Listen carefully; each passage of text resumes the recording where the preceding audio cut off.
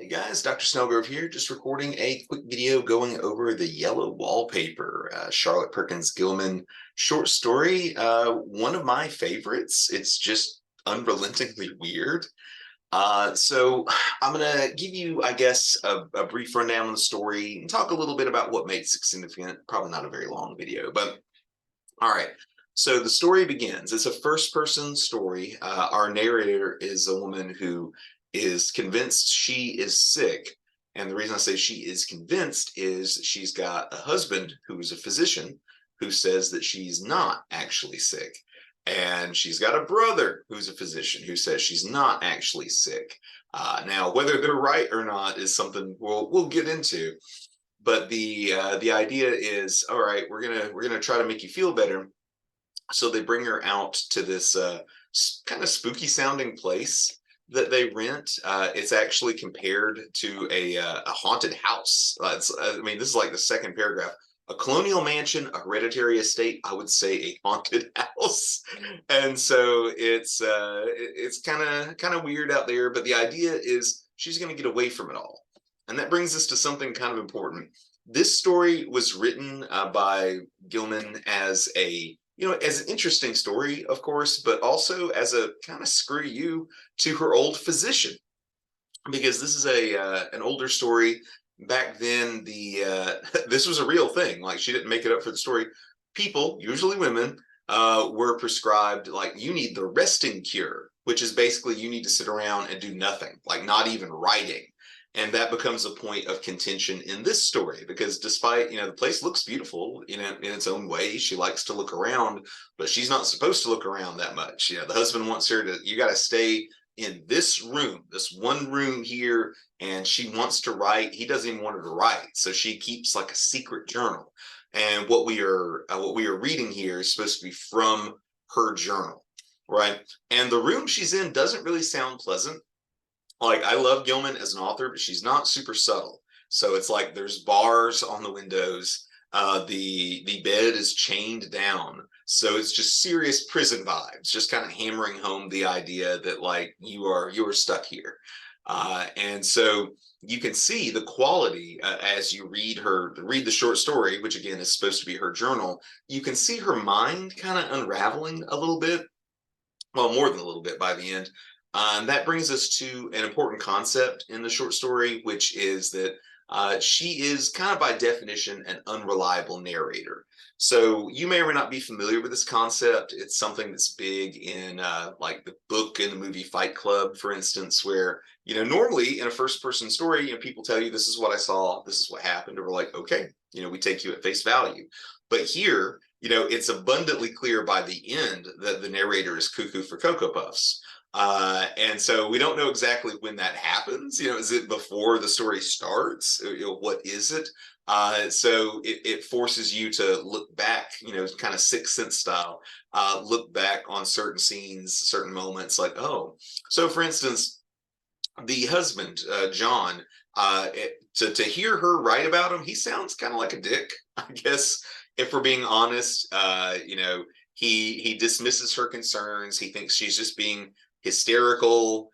He's the one saying, oh, you need to do this like resting cure. In a very meta moment, at one point, he threatens to send her to Dr. Weir, which is the real life doctor that our author went to. So you see, the author at one point was prescribed the resting cure by Dr. Weir. She thought it was terrible as hell and obviously stopped doing it. So that's the reason I say this short story is kind of almost written spitefully at him. Like, this could have been me. This could have been me if I had continued to, listen to you and continued to do this. Because, I'm imagining the author, much like her narrator here. I'm pointing like y'all can see the screen I'm looking at, because I'm not sharing screen. But, it's like, hey, what she really wants is actually stimulation. Like, I want to write, I want to journal, I want to check stuff out. It's like, no, you got to sit here and do nothing for like a month or more until you're better.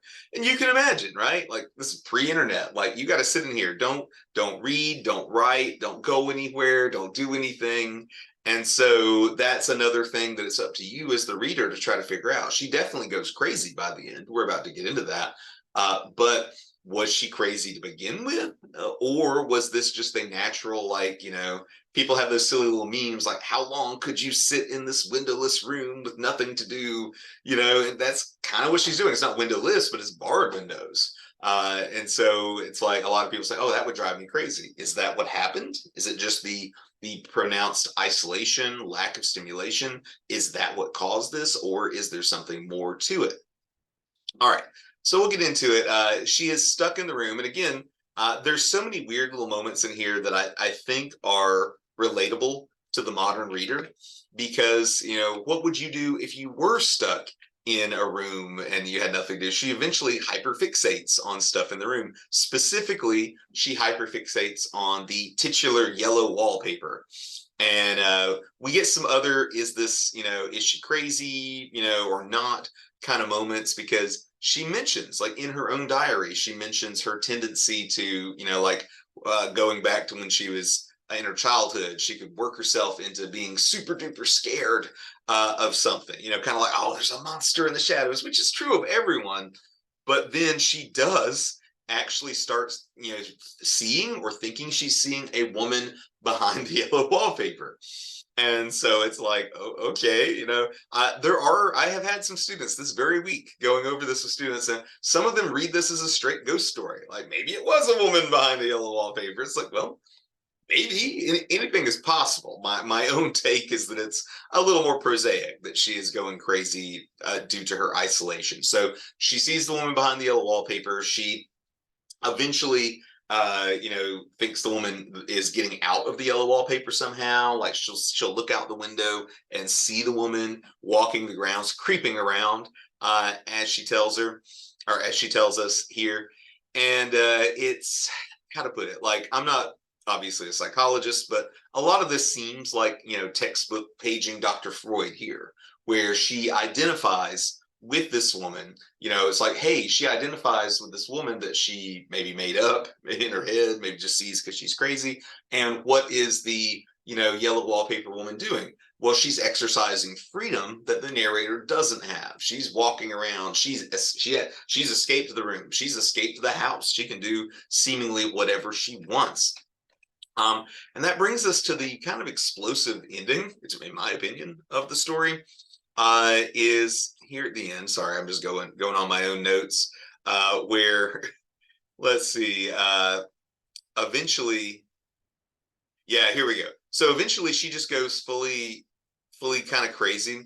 And there's these wonderful, like, I don't think that the author wrote this with dark humor in mind, but there are several darkly humorous bits in here, including this bit near the end where she's like, I'm getting angry enough to do something desperate. To jump out of the window would be an admirable exercise, but the bars are too strong even to try. Besides, I wouldn't do it. Of course not. I know well enough that a step like that is improper and might be misconstrued. And it's just such a, throwaway line, like, I'd throw myself out the window, but I think they wouldn't understand my message. What? And so anyways, it gets to a point where, like, she won't leave, because they are getting her, like, to go out walk in the garden like once a day kind of stuff. But then her husband's sister even is trying to get her out. It's like, I don't want to go outside. I won't, even if Jenny asks me to. For outside, you have to creep on the ground and everything is green instead of yellow. But here, talking about it in the room, here I can creep smoothly on the floor. My shoulder just fits in that long smooch around the wall, so I cannot lose my way. Why? There's John at the door. It's no use, young man. You can't open it. How he does call and pound. Now he's crying for an axe. It would be a shame to break down that beautiful door. So it's like even the dim bulb husband just started to realize, oh, something really is wrong with her now. And so he's ready to, like, break down the door with an axe. And she eventually shows him where the key is, or tells him where the key is. And so then he finally gets the key and he comes in and says, he stopped short by the door. What is the matter? He cried. For God's sake, what are you doing? I kept on creeping just the same, but I looked at him over my shoulder. I've got out at last, said I, in spite of you and Jane, and I've pulled off most of the paper so you can't put me back. Now, why should that man have fainted? But he did, and right across my path by the wall. So I had to creep over him every time. So again, it's to me darkly humorous. I don't think that's how the writer intended it, but the idea that her husband, who she's been saying he's a super duper practical guy, he's not superstitious, so he sees that his wife is just stark raving mad. He just collapses. He just falls right over. And instead of being concerned that her husband has fainted or whatever, she's just like she's just annoyed that she's been creeping in a certain path around the room, and then he fainted right across her path. So now she has to step over him every single time while she's creeping around, and that's the end of the story. So it's kind of bleak in its own way, kind of grim, but it's also just sort of fascinating. Like it's a short story, but it's also how often do you just get to see a chronicle of somebody's descent into madness? And it's got some interesting connections to the real world. Like we said, the resting cure was a real thing that the actual author was prescribed and hated it. The narrator's husband threatens to send her to Dr. Weir, who was the real life doctor that diagnosed the author and prescribed the resting cure.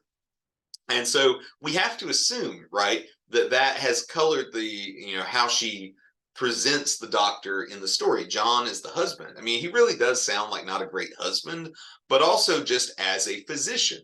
Like the author has kind of been burned before on trusting physicians, and so it's like now she writes a story where the physician just thinks he knows best. He ignores all these warning signs, and like right up until the end, only then does he realize, oh, there is something wrong with my wife. You can imagine John, the doctor, the husband, in the story. He's the guy in the zombie movie that says that zombies can't be real right until he gets bit.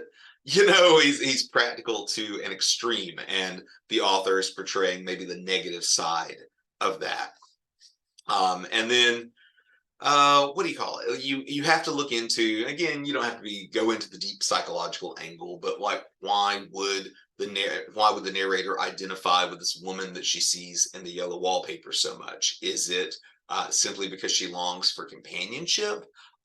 Is it because she creates a kind of fictional woman that can do what she can't, which is to escape the room, to wander around? She has this complete freedom. And then I didn't really dwell on it when I was reading this bit to you, but of course, by the end, she believes that she is the person in the yellow wallpaper. She says, "I've got out at last in spite of you and Jane, and I've pulled off most of the paper, so you can't put me back." So there's that idea that like she is the woman in the yellow wallpaper. Now she's torn off the wallpaper, so she can never be put back in her prison. Which again, I love the story. Subtlety is not anything Gilman does. She often makes me think of that internet meme where it's like, I know writers who use subtext. They're all cowards. And so it's like, oh yes, the woman in the yellow wallpaper, the wallpaper was her prison, the same way that the room is the prison for the narrator. The narrator has now thinks she is the woman in the yellow wallpaper. She's torn off the yellow wallpaper as a way of achieving the freedom that she, otherwise can't have, because she's basically a prisoner on her doctor husband's orders, right? And then that leaves us just with that kind of the bleakness of the ending, where it's like she does kind of achieve a freedom, right? That she's crazy, but she's crazy in a way like she's happy, she's pleased, she's asserting power over people that she was once powerless to. So it's very bittersweet. I mean, it is sad. She's crazy. She's probably not getting better ever. But at the same time, she has achieved a liberation in her madness that the maddening sanity around her would never allow her. Her husband is practical and rational to the extreme, so she escapes into irrationality so extreme that she goes crazy. Bleak story, but I like it. Maybe I'm just a bleak kind of guy. I smile a lot for a bleak guy, though. All right, y'all know the deal. If you have any questions, could be about the story, about the essay, about anything in between, feel free to email me. Feel free to text me at 863-835-2399. Y'all have a good one. Bye.